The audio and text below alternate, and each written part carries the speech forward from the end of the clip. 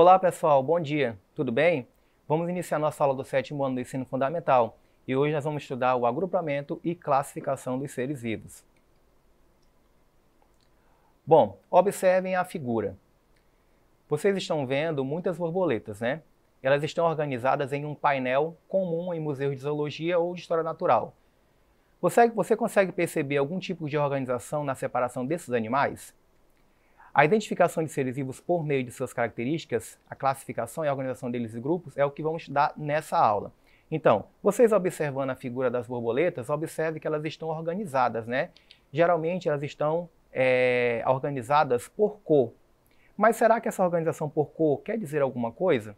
É isso que nós vamos abordar nessa aula. Bom, para a gente falar sobre a classificação dos seres vivos, nós temos que falar sobre o grupamento de seres vivos, que isso aí já é uma coisa já bem antiga. Essa classificação permite organizar conhecimentos. O ser humano sempre se preocupou em classificar os seres vivos. Isso começou com Aristóteles, que ele foi um dos grandes primeiros a classificar os seres vivos e contribuiu significativamente para os fundamentos da zoologia. Em um dos seus trabalhos, ele separou os animais em duas categorias, usando como critério a presença ou não de sangue no organismo. Então, o primeiro sistema de classificação, que foi por Aristóteles, ele utilizou um critério de ter sangue ou não. Por exemplo, ele falou que plantas não tinham sangue, e ele falou que animais têm sangue. Então, esse foi um primeiro método de classificação que existiu. Depois veio o sistema de classificação, que foi o de Linneu, né, que é o que é conhecido até hoje. E Linneu, ele é um sueco, né, que ele propôs um sistema de classificação que ficou conhecido como sistema Naturae.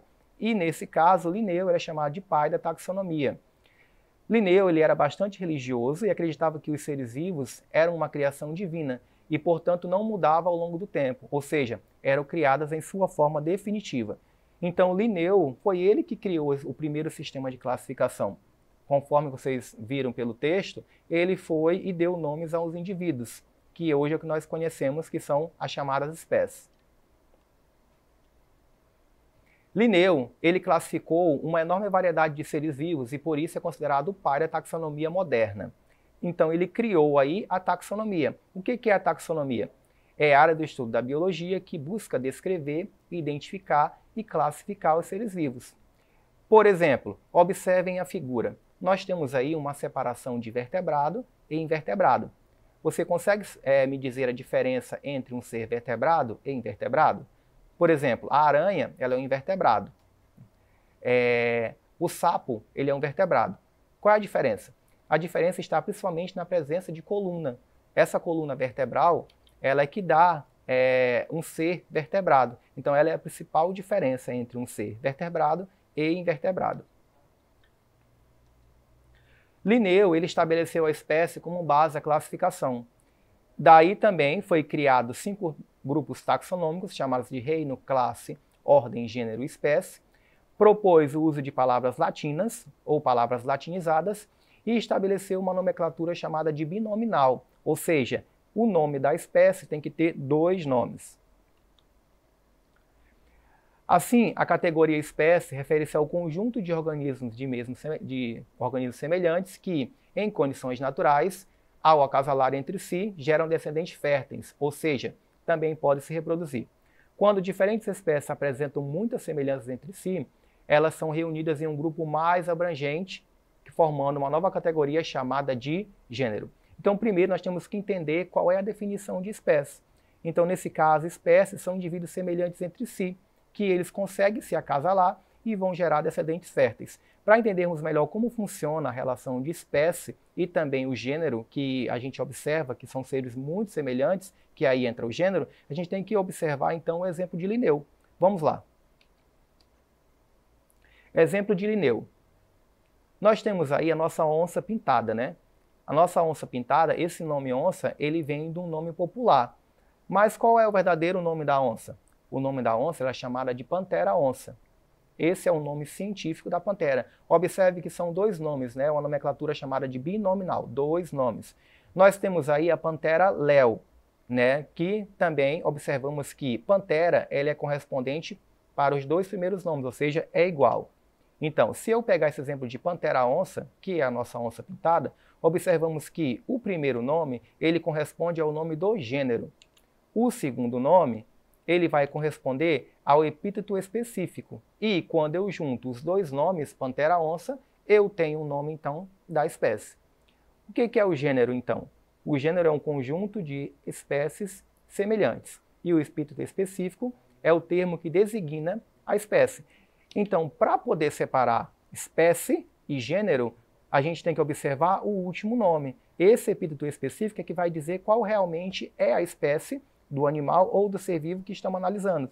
Mas temos que analisar se eles pertencem também ao mesmo gênero, ou seja, aquilo que é bem semelhante. Mas não significa que o mesmo gênero ele vai se acasalar gerando descendentes férteis. Para poder acasalar, tem que ser indivíduos da mesma espécie. Para Linneu, além dessas três categorias de classificação, espécie, gênero e família, é possível agrupar os seres vivos em outras categorias mais abrangentes. Aí vai entrar a ordem, a classe, o filo e o reino.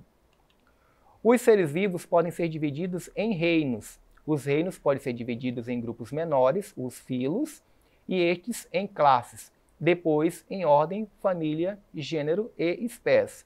Observe por essa figura aí, em relacionado a esse conjunto que vocês estão vendo aí, o maior do conjunto é o reino. Depois vem um filo, depois vem a classe, vem a ordem, a família, o gênero e a espécie. Lembrando que a espécie ela sempre está na base da classificação do ser vivo. Então, para poder classificar o ser vivo, primeiro temos que observar a espécie. A espécie sempre vai ser a base. Depois da espécie, então, vamos ter o nosso gênero. E depois do gênero, vamos ter a família. E aí vai seguindo esse nível de classificação de uma escala sempre menor para a maior. Vamos ver o exemplo que está aí no quadro. Observamos a nossa onça pintada, né, que está aí na base, chamada de pantera-onça. Ela pertence, então, à espécie chamada pantera-onça. Qual é o gênero dela? Pantera. Qual família ela pertence? Pertence à família Felidae. Mas será que só ela pertence à família Felidae? Não. A onça pintada, o tigre, o gato selvagem, todos pertencem à família Felidae. E a ordem é carnívora, ou seja, são animais que se alimentam de carne. Mas aí eu já posso acrescentar outros animais que também se alimentam de carne. Qual é a classe? Classe mamália, ou seja, são mamíferos, né? Que são possuidores de mama. E aí eu já posso acrescentar outros animais que são mamíferos, incluindo o próprio ser humano. Temos também aí o filo, né, que é o filo Chordata, que eu também já posso incluir outros seres vivos. E no final eu tenho o nosso reino, né, que é o reino animal, que eu já posso incluir todos os organismos que são considerados animais. Depois do sistema de classificação de Linneu, veio uma pessoa chamada Robert Whittaker, que ele foi um biólogo botânico e ecologista norte-americano, que em 1969 ele propôs a classificação dos organismos em 5 reinos, que é chamada classificação atualmente adotada. Então, hoje em dia, nós temos aí 5 reinos, né, que foi adotado por Whittaker. Depois que Linneu entrou com o processo de classificação dos seres vivos, veio então a divisão dos 5 reinos. E quais são esses 5 reinos? Bom, nós temos o reino Monera, que são os procariotes, né, os representantes nesse caso são as bactérias, cianobactérias.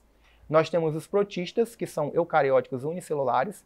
Por exemplo, nós temos aí as algas e temos também os protozoários, né, que alguns também podem ocasionar doenças. Nós temos aí outro reino, que é o reino fungi, né, que são eucariotos aclorofilados, né, que representantes dos fungos, bolores, né, e alguns também podem ocasionar doenças. Nós temos aí o reino Plantae, ou o reino das plantas, né, que inclui todos os vegetais. E temos aí o nosso reino, né, que é o nosso reino Animalia, né, que são o reino animal. Observe que esses termos, eles são latinizados, né? Por exemplo, reino Animalia, mas quer dizer no português reino animal. É apenas a forma como ele está inscrito, né, que é a forma mais latina. Vamos falar de cada um dos reinos e vamos ver seus representantes. Reino Monera, neste reino estão incluídas aí as bactérias, né, que são organismos, nesse caso, são unicelulares, não apresentam núcleo celular organizado, o material genético não está envolto por uma membrana, que está disperso no citoplasma. Temos aí o reino protista. Os protistas são os se alimentam de outros organismos, são chamados de protozoários também. Todos são unicelulares. Muitos protozoários causam doenças, mas também muitos, como as algas, né, eles produzem uma grande quantidade de oxigênio, né? Temos também o reino fungi, que engloba os fungos, como cogumelos e bolores. A maioria é multicelular e todos são heterotróficos, ou seja, são seres que dependem dos seres autótrofos. Lembre-se de que os organismos heterotróficos não são capazes de produzir seu próprio alimento. Esses organismos precisam se alimentar-se de outros seres vivos. Então temos aí um cogumelo. Temos o reino plantae, né, ou reino das plantas, que são eucarióticos, são pluricelulares, são capazes de produzir seu próprio alimento pelo processo chamado de fotossíntese e por isso são chamados de autótrofos, aliás. Exemplo, musgos, samambaias, pinheiros, laranjeiras, né, e diversos tipos de espécies arbóreas. E temos aí o nosso reino, né, que é o nosso reino animalia, ou reino animal.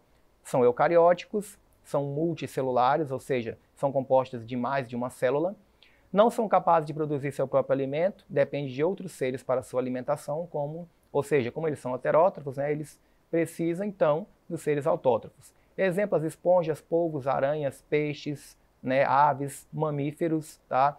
Incluindo aí também o ser humano, quando se fala de mamífero. Então, observamos aí que nós vimos essa relação de 5 reinos, né? Esses 5 reinos hoje eles são bem distribuídos, né? Quando você observar no livro de ciências e acompanhar, vai ver que esses 5 reinos estão bem distribuídos e depois nós vamos abordar cada um deles. Vamos agora exercitar? Vamos trabalhar nosso exercício. Questão número 1. Qual é a vantagem de haver uma nomenclatura universal para cada uma das espécies de seres vivos? Bom, a vantagem é que a nomenclatura biológica ela é aceita mundialmente pela comunidade científica, permite que todos falem a mesma língua e evita a duplicidade de informação sobre uma mesma espécie, de forma que uma espécie seja melhorada e estudada em qualquer parte do mundo sem problema de identificação. Então essa nomenclatura binominal ela ajuda a reconhecer a espécie em qualquer lugar do planeta.